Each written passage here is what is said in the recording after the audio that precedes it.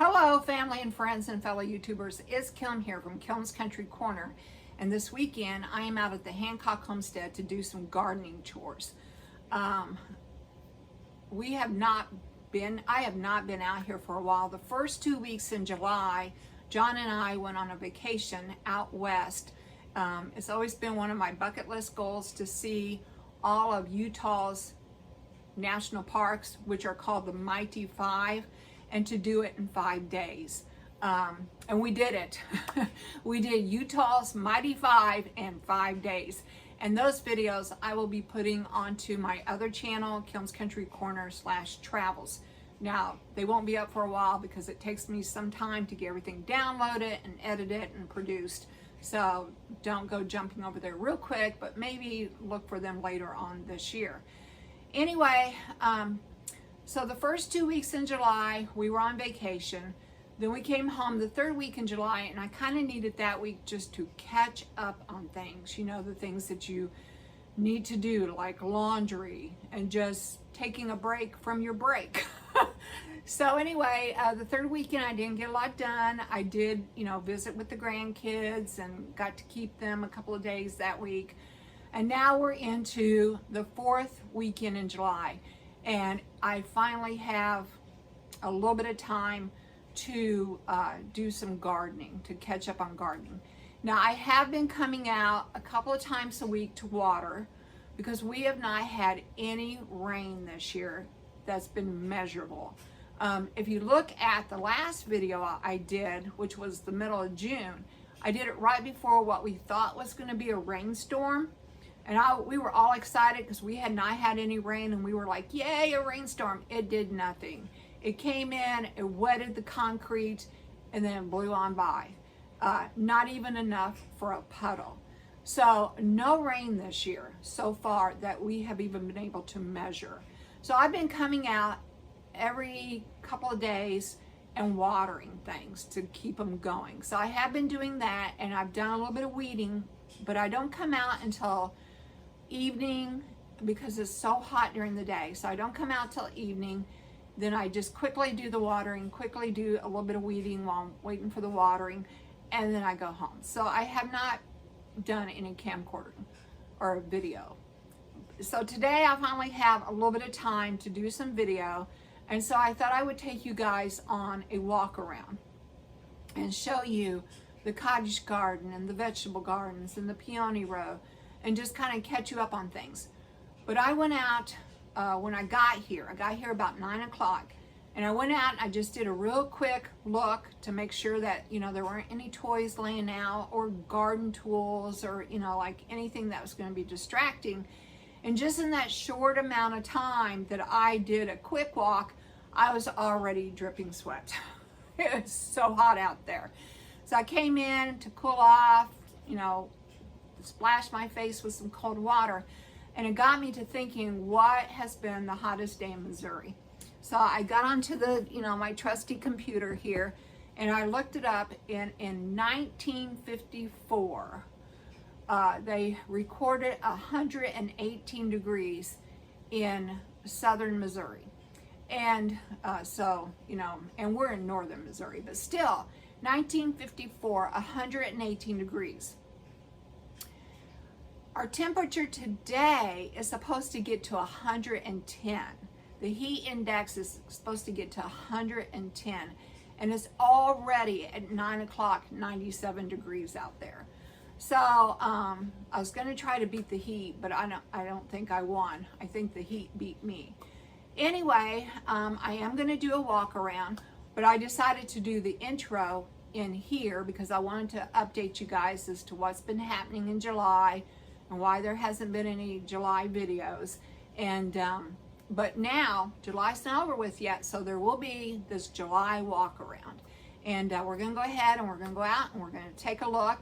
And for those of you that are curious, something else I also looked up was what zone Missouri is in. The gardening zones have changed over the last 5 years, and but we are in gardening zone 5B, and we're actually right at the borderline. I'm going to put up snapshot that I took off the computer, and you can see that the blue is 5B and then the green hits 6A, and we are like right at that line, but ours is Rawls County and it's still in 5B.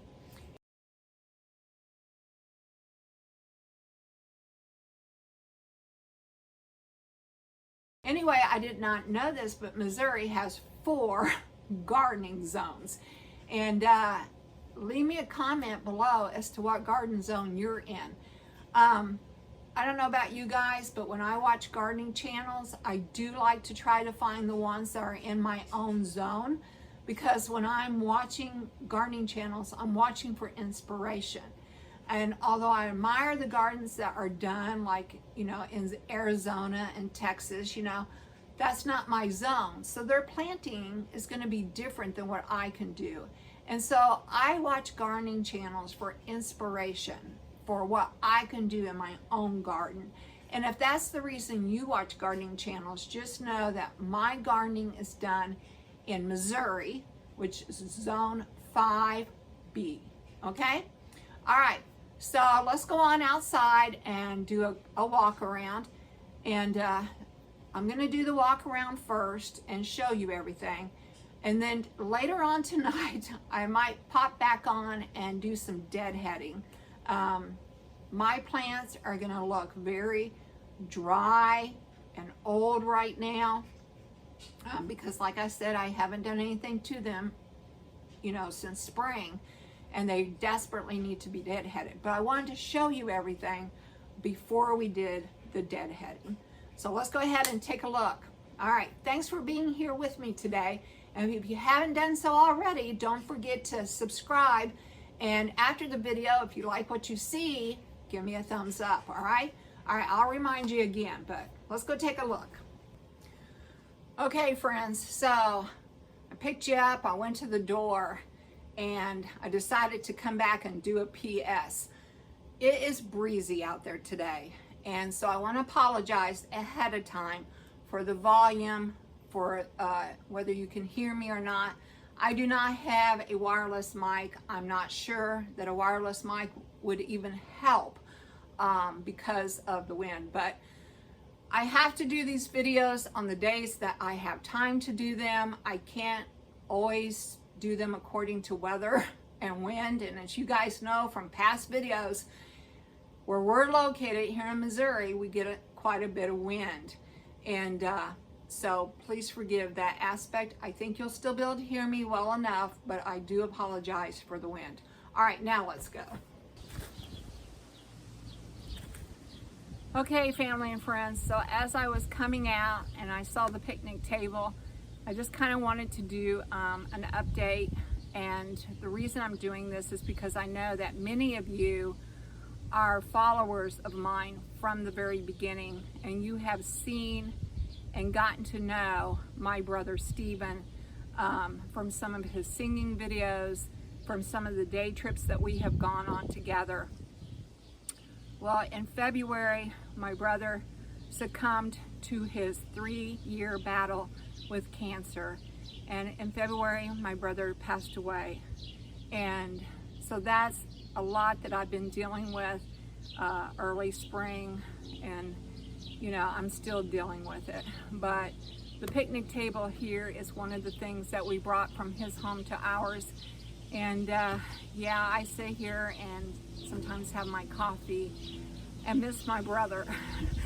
So anyway, just wanted to give some of you a real quick update about my brother, because I know that you've seen him in past videos. All right, once again, I apologize for the wind. I'm hoping that you can hear me, and so let's go ahead and do the walk around. Okay, friends, so I'm going to start here in what I call the cottage garden, or the hummingbird garden, and we're going to go ahead and take a look at the different plants and the shape they're in here in July with no rain. Well, with me watering a couple of times a week. All right, so let's go take a look.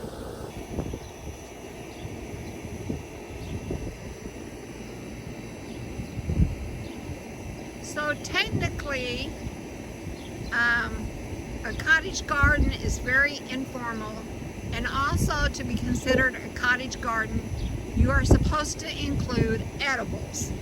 And I guess my edibles would be the apple trees that flank it, maybe the sunflower seeds.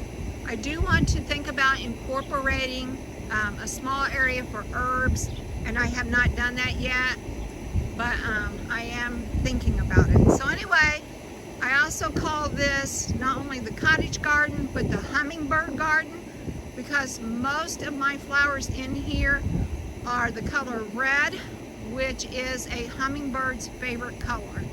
They are attracted to red.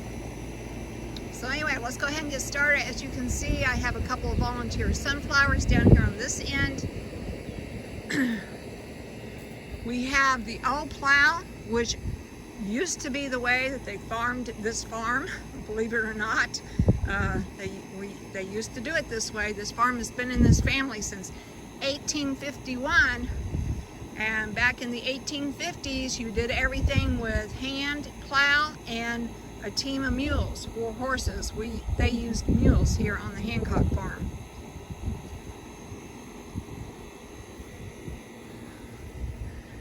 And then we also had some more volunteer sunflowers on this side, and you can see how big they've gotten. Now some of them are past their prime. They came out while we were in the West. You can see that they were kind of a rust color. I can only imagine how pretty they must have been in their glory. But these are volunteer. I did not plant these. These came from the bird feeders. But just look how tall they are. I mean, that one there, that tallest one has to be, I bet, 15 feet tall. Because John is like 6 feet tall, and I think that's twice as high, if not higher, than he is. So anyway, actually John's like 6'3". Anyway, yes, very tall sunflower. Okay, and then we're gonna go ahead and start on this side since I'm over here. Here are the yews that I had put in last year. They're doing so much better. If you looked at the old video that I did in June, you could see that they were kind of yellow, a little bit of winter damage. I trimmed off the winter damage and added some fertilizer, and they are doing much better. And then I did not get around to planting zinnias this year. And zinnias are normally an annual in our area, but this zinnia popped up on its own. So either a bird brought the seed in from somewhere, or this has been overwintering and waiting for the right time to appear, because that is also a volunteer flower. And then we have one orange daylily left here that said, hey, look at me, I lasted long enough for you to get me on video. And these came from a neighbor up the road. And that will probably be the last one for this year. Take a picture. All right. And then this yew was really struggling at the beginning of summer, but I think it's gonna bounce back. It looks like it's still got a little bit of dead here. I don't know. I'm gonna trim that off. I've been watering, been fertilizing. I'm hoping it's gonna do a bounce back. Some more of the wild lilies here.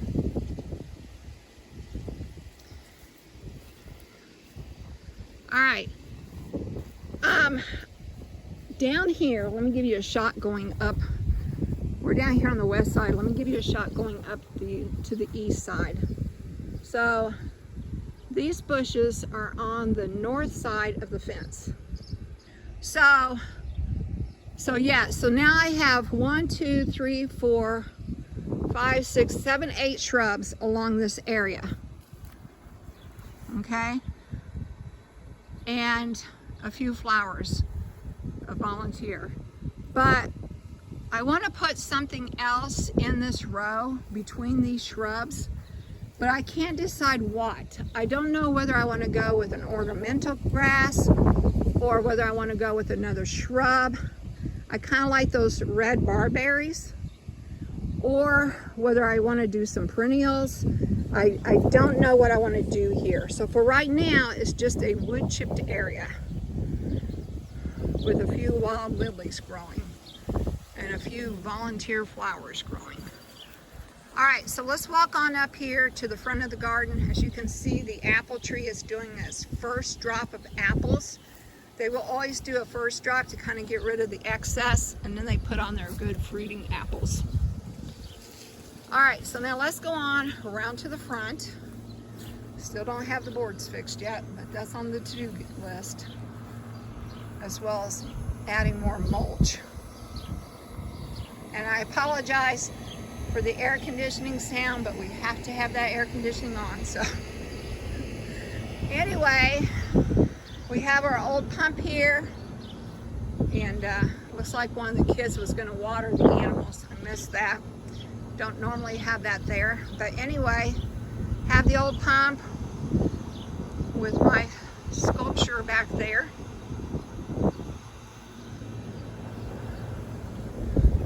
We have some irises, some blanket flowers. Now I want to show you these blanket flowers because, as you can see, here in this garden, they are thriving. And yes, I have a few weeds that I missed that are going to have to come out. But anyway, so these blanket flowers here in this garden are thriving, but the ones at my apartment garden are dead. And I think it's all a matter of the watering. Here, whenever I water, I can give these just a little bit of water and then water the other plants as needed.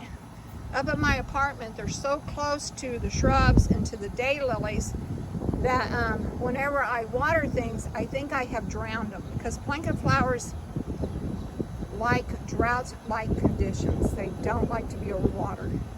So this is just an example of having the right plant in the right place. Also, this year I did blanket flowers and then tick seed side by side. But I don't know, I'm beginning to think maybe that's too much.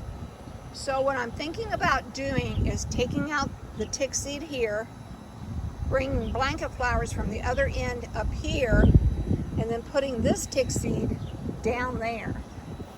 Tell me in the comments what you think of that suggestion.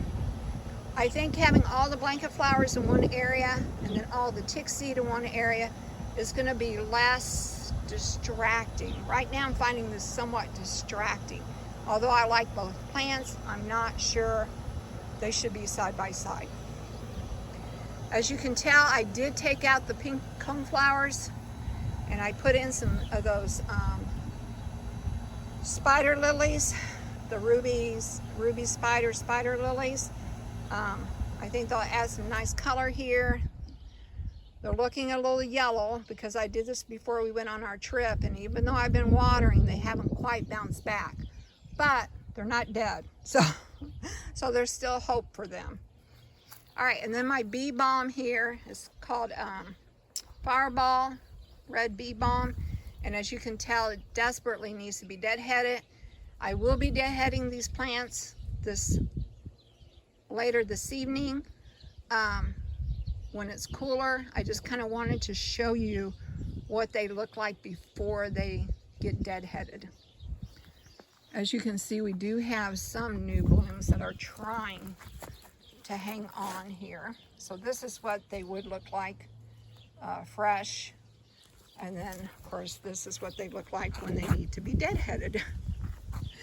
Okay, and then back here we have a butterfly bush, black knight butterfly bush. Some red petunias that just are really struggling in this heat.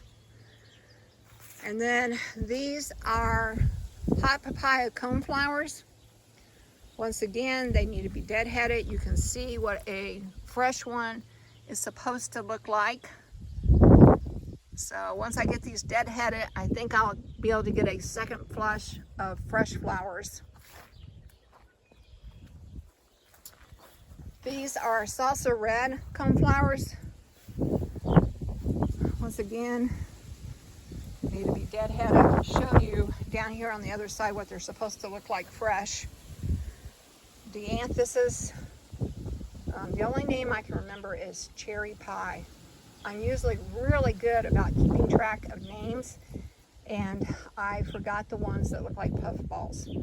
But anyway, they need to be deadheaded, and then they'll flush back. The Asiatic lilies are finished for the year. I'm leaving the green up to absorb the sunshine to build energy for the flowers for next year. These are the Pardon Me Red Daylilies. Here's what they look like fresh. And they are holding their own in this heat and in this drought. I don't water the cottage garden as often as I do the vegetable gardens, because right now the vegetables are more important to us. So the cottage garden's only been getting watered about once a week, whereas the vegetable gardens I kind of come out 2 or 3 times a week. This is what the salsa red coneflowers look like when they're fresh. You know, I just weeded, and look, there are already weeds popping up, even in this drought. But look how easy they come out. Once you get good soil and you get things mulched, the weeds come out pretty easy. Anyway, yes, those are salsa red coneflowers, and they are much fresher looking. I think I did do a deadhead on them not too long ago. All right, and then as you know, whatever I have planted on this side, I repeat over here to give it balance.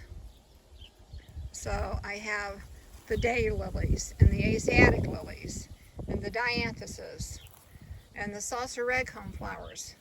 And then back here I put in a new batch of hot papaya coneflowers, hoping to get another good stand. And yes, I have 9 plants here. 3 of these were supposed to go to my daughter, but I didn't have time to take them over there, and I didn't want them just sitting in their pots while we were gone, so I went ahead and put them in. But they will eventually, some of these will eventually go to my daughter, to her garden. All right, and then down here, once again, I have the blanket flowers and the tick seed. And like I said earlier, I'm thinking about moving blanket flowers to the other end and tick seed down here to make it not quite so busy looking. But let me know in the comments what you think. Some more bee balm that needs to be deadheaded. Another black knight butterfly bush. Some more Asiatic lilies. Then my patio area. And then back here, I had planted some cardinal flowers a couple of years ago, and all but one has died on this end. And that's like the other end, I forgot to show you, but all but one has died on that end too. So cardinal flowers are native to Missouri, so I was really hoping to get a better showing of them, but anyway, it is what it is. These are more of the hot papaya coneflowers that are going elsewhere. They're just here right now because the whole shipment had arrived right before we were getting ready to leave on the trip. I didn't have time to put them in the proper places that I had planned, so I just stuck them into the ground here, housing them over until I get ready to move them. All right, and then of course I have the whole iris bed here, which needs to be dug up and divided this year. That will be a fall chore. Okay, and then over here we have more of the Pardon Me Red Daylilies. These are all free daylilies. These are all from digging up around the statue and transplanting. So these are free plants. Most of my irises are free plants. Inside, I have some tiger lilies. I don't think I got a picture of the tiger lilies this year. I just didn't. But they were beautiful, and I should have come out and taken a picture. But one thing I did suffer with this year is that they got so tall that they were wanting to flop over. So I might do some thinning of them this year, and then next year I might have to start staking. You can finally see the dry riverbed. In the last video you couldn't see it because of the grass. I need to get more rock because, like everything else, the rock is settled and you can see the black plastic. So I need to get that black plastic covered up with rock. That will be a fall chore. Some of these things I'm gonna wait and do this fall when we have cooler weather. Okay, and then the apple orchard. I think I explained in the last video that we had lost one of the trees, but there's 2 apple trees down there. This is a Macintosh apple tree closest to me, a Red Delicious there, and then there is the Golden Delicious. So from here I'm going to walk on across the road and show you the ditch area, because I am excited about something that's growing over there. I don't do a lot of weeding over here, especially if it's a grass weed. It would just be too much. This is a ditch area. This is where our basement water drain drains to. So it's more like just a water relief ditch. But I do try to plant flowers along it to kind of give it a naturalized look. But if you look back several years ago, I planted some yuccas here. And finally this year, they are taking on a good stand. Over the past 2 years, John keeps mowing them down, and I kept thinking, will they come back? Will they come back? And this year they came back, and they came back pretty strong. So of the 4 yucca plants, only 1 is not returned, so I might have to replace it. But I have 3 of the 4 yuccas putting on a good stand this year. Brought John out, showed them to him. And I know you're saying, well, you have a fence up. Yeah, he does not see the fences, and he will mow right over them. But hopefully this year, since you can actually see them pretty well, I'm hoping he will miss them. The ditch lilies, they usually look a little bit better than this, but because of the weather, they're just dry, and I'm not going to come out and water this ditch. They either survive or they don't survive. I mean, you can tell from the stems that we did have some tiger lilies this year, some ditch lilies this year, but you know, usually the leaves are still green, but they're dying early this year. My iris bed needs to be revamped. I lost a lot of them. The iris bed that I had put over there just did not do good. I think I showed you guys that I had torn it down. We put in grass seed, and but this one over here is on this side is just, oh, I don't know, it's just not doing well. Now, some of these irises are old irises that have been here for years, so they're okay. We used to have 2 giant lilac bushes over here. Well, we still do, but they had gotten really super big. So last year I told John, I said, I want to cut them down and get them refreshed, rejuvenated. Well, this one's doing really well, as you can see, but this one over here is not doing very good at all. And I forgot the weeds over here. I came around and picked up weeds, but I missed these. Anyway, I don't know. I don't know if this one's going to get as big or what's going to happen, but we'll just see. All right.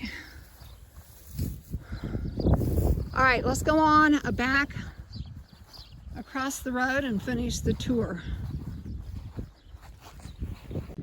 Okay, so as we continue the walk around, on this side, we kind of have a shrub line going on. And we have a lilac there, which is not doing very well. And a lilac there. Those 2 lilacs were put in the same year. This one's not doing very well either because it how are these plants supposed to survive in the drought? And you know, we've been watering the vegetables, but we just don't have the water to water everything the way it should be.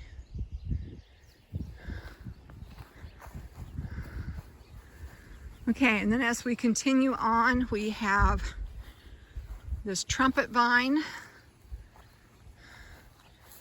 which I think is absolutely beautiful and really attracts the hummingbirds and the pollinators. Sometimes we will cut this all the way back to the ground and it will flush out like this. Just look at all the flowers it had on it and still has on it. Oh, missed a couple of weeds. Oh, sorry guys, I tried.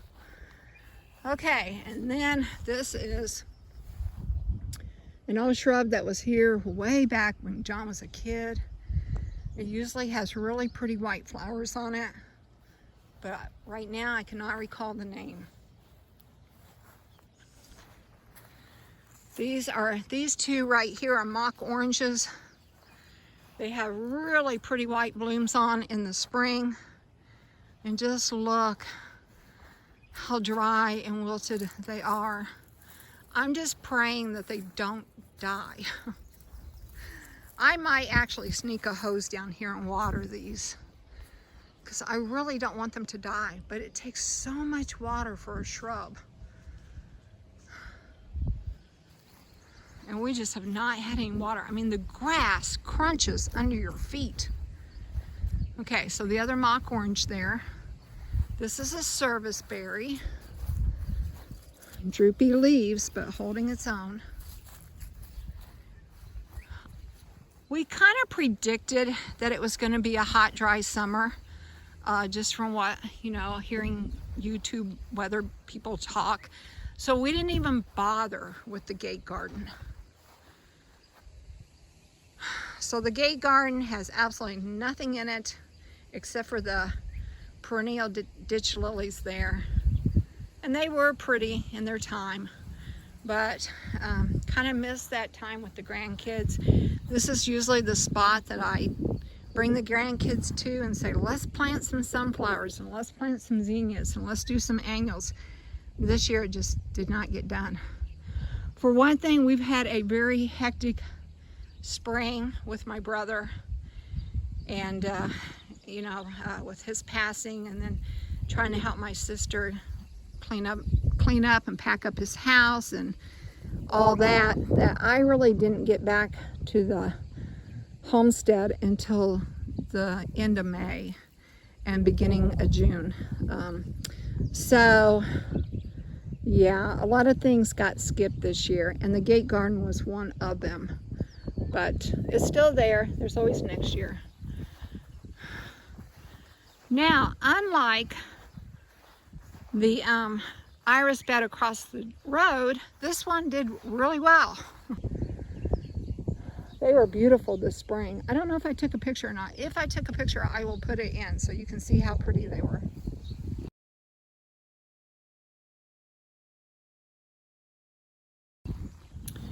All right, and then we're up here where the peony bed is at.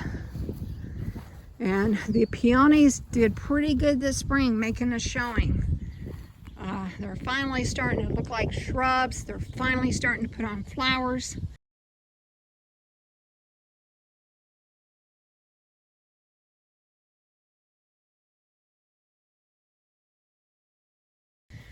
Right now they look very sad because no water.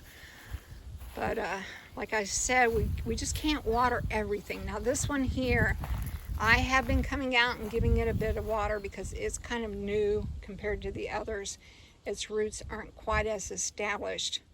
So I've been watering it. And even though it looks dead right now, I think it will bounce back next spring. I'm hoping. All right. And then those tiger lilies are done for. But they were pretty this spring. All right. Let's keep on doing this walk around. This is a pecan tree. And we get great pecans from it.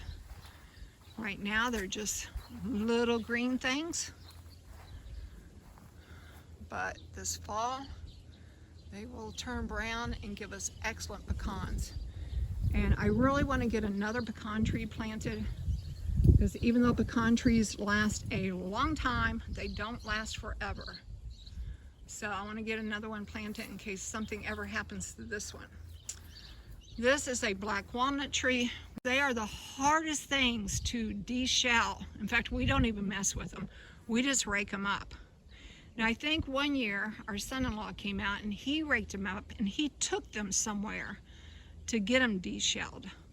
But oh my goodness, they are a hard nut to contend with.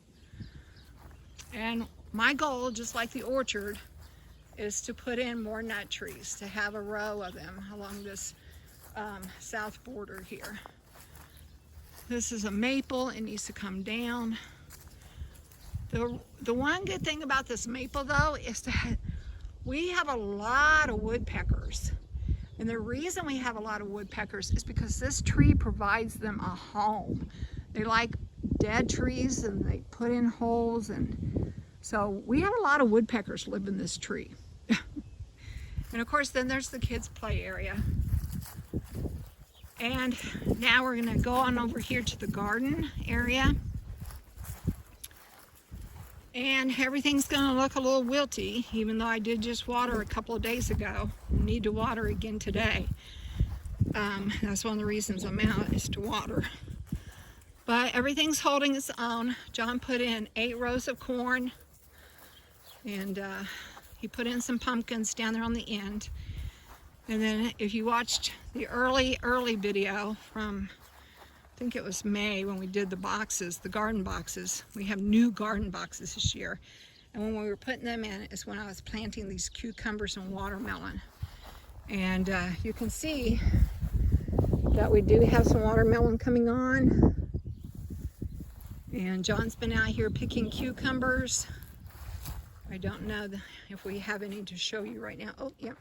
See, there's a kind of a yellowish one down in there. Now he's probably waiting for it to turn a little bit greener. But all right, so here's another cucumber plant and a weed. Let's get the weed out of there. All right, so here's another cucumber plant with a cucumber. Let's see what variety. I can't remember what variety. This one is a burpless hybrid. I have straight 8s and burpless hybrids. Okay. Another cucumber plant. And then the garden boxes. In these 2 boxes we have Better Boy tomatoes, and I think we have 3 big boys. I think this one here is 3 big boys and 3 Better Boys. But as you can tell, they have grown a lot. And I did not record myself doing this because it was just one of those days when I needed to get stuff done. But around these, I put down cardboard. Cardboard down there. And then layered some straw on top and some mulch.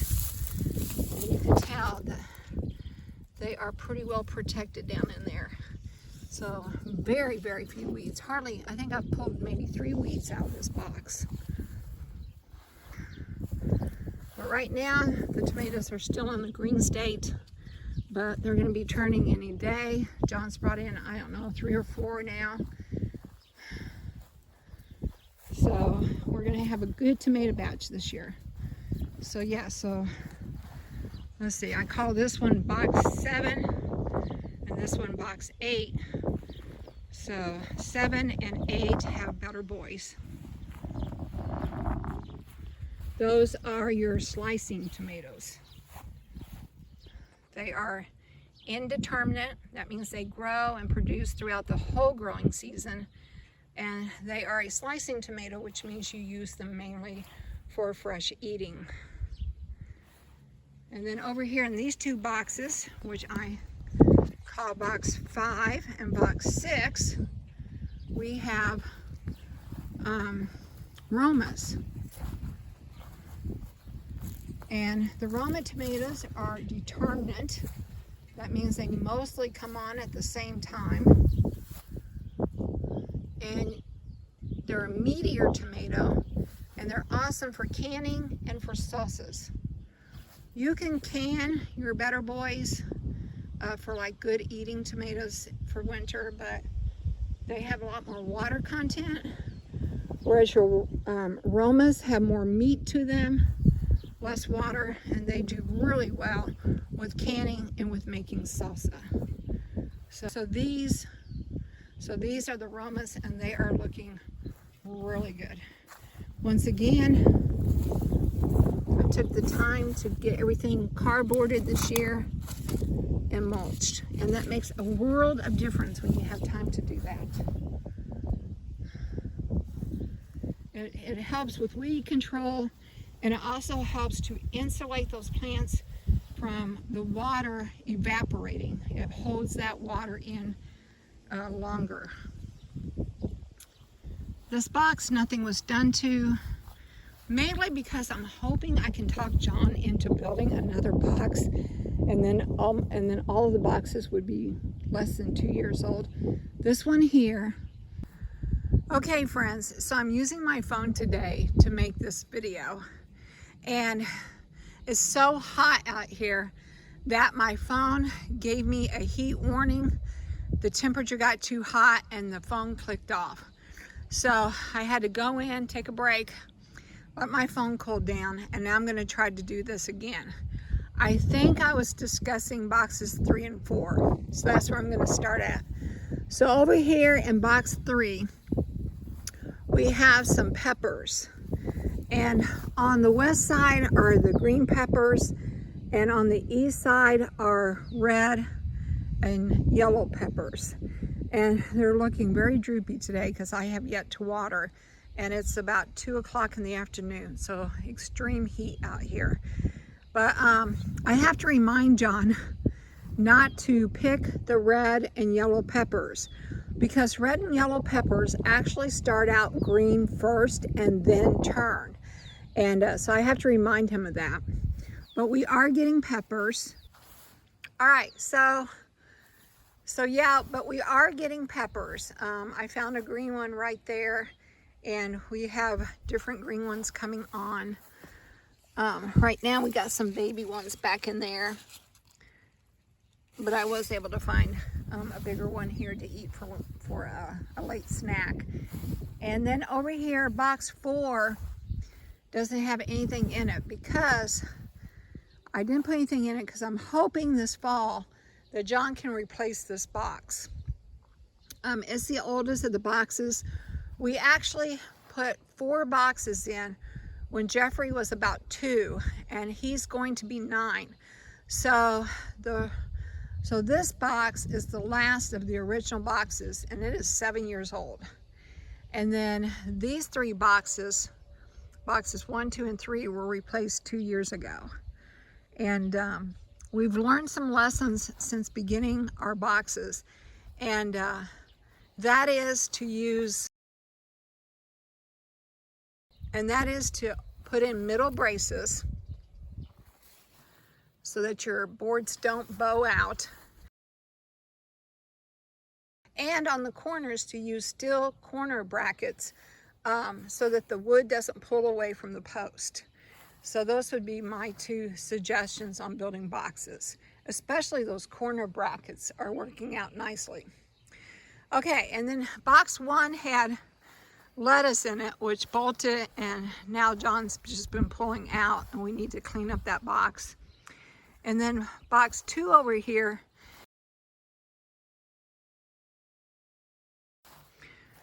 where I have some tomato berries planted, and they are the best tasting small tomatoes. They're kind of like a cherry tomato, but they're called tomato berries because they grow like strawberries.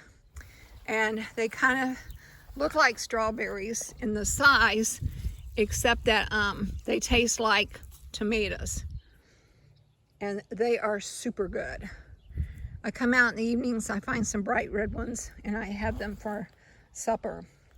Anyway, so these are 3 tomato berries right here that I have planted in box 2. So I think we're gonna have a really good harvest this year, even though the temperatures are extremely hot this year and no rain.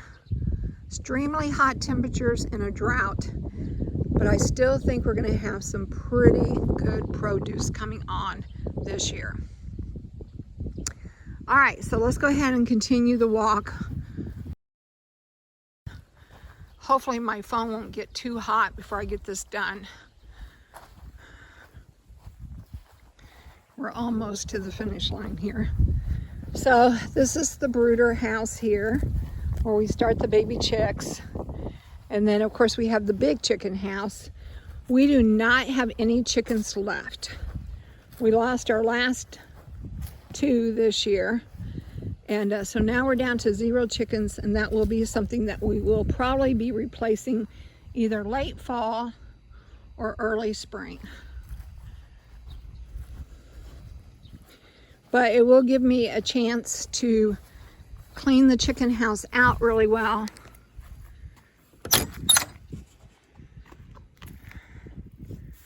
So it will give me a chance to clean out the chicken house really well and to get it revamped for new chickens. But yep, this is what it looks like. This corner up here is where I store boxes for whenever I want to mulch an area and I want weed control. All right, let's keep going.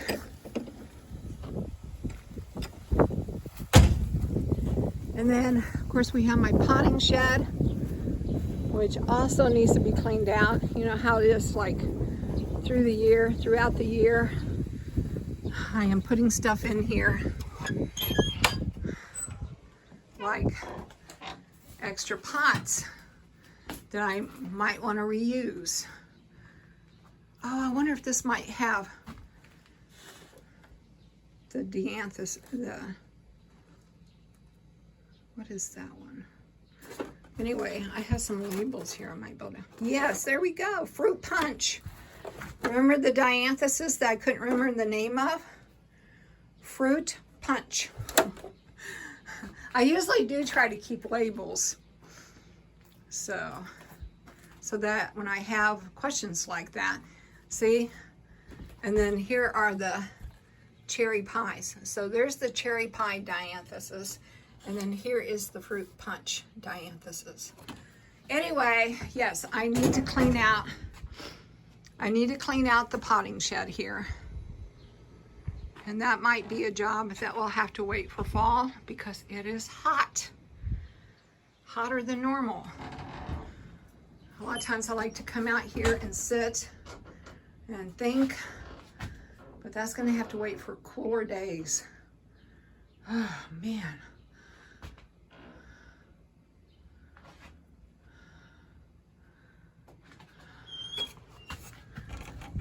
This heat is just unreal. You feel like you're breathing in fire. Okay. It'll be nice when fall gets here with the cooler weather and I can put up my fall decorations over here like I usually do. Then this over here is kind of a work in progress. I eventually want to make it more full. What I'd really like to do is put in a picket fence back there to kind of like block off the weeded area of the chicken run and this flower bed. That's also a project for the future. But this area over here is kind of my butterfly garden because I have common milkweed, which monarch butterflies need to lay eggs. And then I have coneflowers, which they like to land on and feed from. Now these coneflowers are what I moved from the other garden. Yes, they look pretty bad, but they do have new leaves coming up here at the bottom. So I will probably deadhead these and then just keep them well watered and I'm pretty sure they're going to come back next year. So this is more of a naturalized area here, but it does need some revamping, which I will eventually get to. Okay, and then the kids like to use that pad over there to ride some of the ride-on toys, and my sister uses this as her camping pad. She pulls up her truck and her new camper, and she stays there, and John has put in a electrical box here so that she can hook up anytime she's here. So she used to have an RV. This is an RV outlet box, but she has since traded in the RV and decided to go with a truck and camper, which I think is a much better option for her. And then of course we have the old barn. I am not going to go through the old barn at this moment. It also needs to be cleaned and organized a little bit, because when we're bringing stuff from my brother's house, some of the stuff I want to keep is stored in the barn, and I need to get it sorted. And I'm afraid my phone is going to overheat again, so I'm going to try to wrap this up. We will do a barn tour some other day. All right. That Jeep there was my sister's, and when she decided to go with a truck and camper, she decided to sell the Jeep, and I decided to buy it. So I don't really drive that much, but I will say it is kind of nice to have my own transportation for those days when I am able to drive. As most of you know, I kind of suffer from anxiety. I have good days and bad days. On my good days, I can go places, and on my bad days, I have to hibernate. So it'll be nice to have it for my good days. Anyway, that's going to be it for this walk around.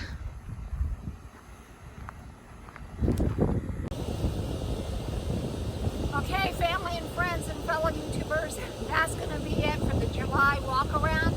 I know that this video run a little bit longer than I usually like to produce, and a little bit longer than most of you like to watch.